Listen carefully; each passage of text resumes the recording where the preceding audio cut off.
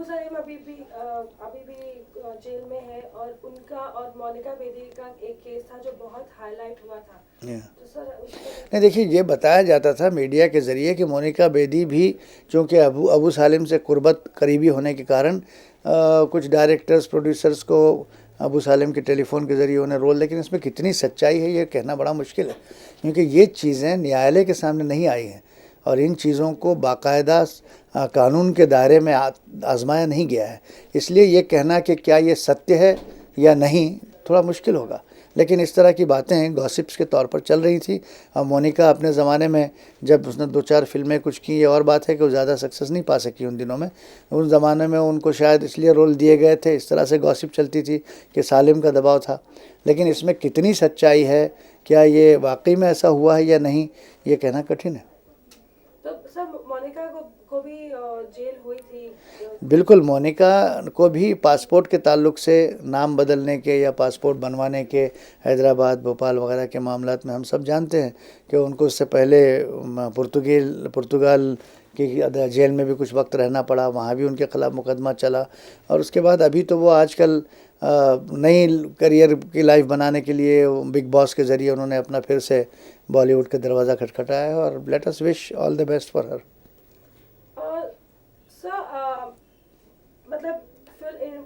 इन film industry में काफ़ी underworld पे फिल्में बनती हैं ये और कहा जाता है कि ये फिल्में जो अंडरवर्ल्ड वाले लोग देखते हैं वो टारगेट करते हैं इन प्रोड्यूसर्स और डायरेक्टर्स को जो इस तरह की फिल्म। नहीं, ये तो देखिए ऐसा है ना कि अंडरवर्ल्ड के एक सेंसेशनलाइज्ड ऑपरेशन जो होते हैं अंडरवर्ल्ड के, तो उन पर फिल्में बनाई जाएँ तो लोगों को पसंद आएगी, चल जाएगी, बॉक्स ऑफिस में पैसा कमाया जाएगा।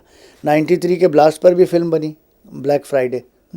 इसी तरह से छोटा राजन के ऊपर एक फिल्म बनी, संजय दत्त ने जो रोल अदा किया था उसका नाम कुछ अच्छा ही था, पता नहीं। और 2-4 फिल्में इस तरह से है जो बिल्कुल हाजी मस्तान पर फिल्म बनाने की बात हो रही है। बल्कि मैंने अभी कल एक नोटिस रवाना किया है उसकी बेटी की तरफ से कि ये फिल्म नहीं बनाया जाए, अजय देवगन को हीरो बनाने की बात हुई है। जो एकता और सुनील शेट्टी वगैरह को कानूनी नोटिस जारी है कि भाई आप इस तरह से ना बनाएं, उसकी बेटी की आपत्ति है।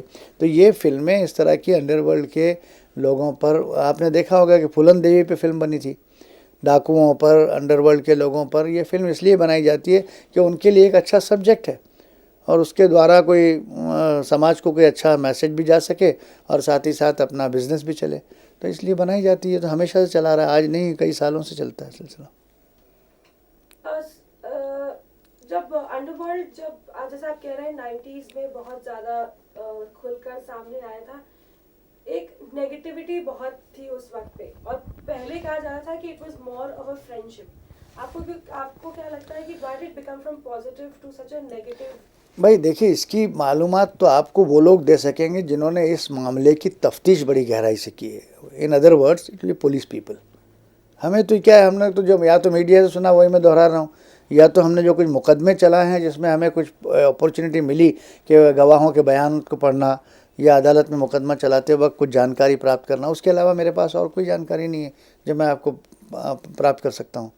यही है कि अब वो कितना पॉजिटिव था, कितना नेगेटिव था, कहाँ मिलजुल के प्रेम से बॉलीवुड के साथ अंडरवर्ल्ड ने काम किया या कहाँ गन के गोली के डर से किया है या क्या, ये तो वो लोग बता पाएंगे जो उससे अफेक्टेड हैं, या पुलिस बता पाएगी जो तफ्तीश करेगी। मैं नहीं समझता कि इसके बारे में कोई अंदरूनी कोई गहराई की जानकारी आपको मैं भी प्राप्त कर सकता हूं, क्योंकि मैं बहैसियत वकील के मेरा इंटरेक्शन डायरेक्ट उन लोगों से कभी नहीं हुआ है। मैंने वकीलों के मार्फत मेरे पास ब्रीफ्स आई हैं और मैंने सिर्फ कागजात जो पढ़े हैं।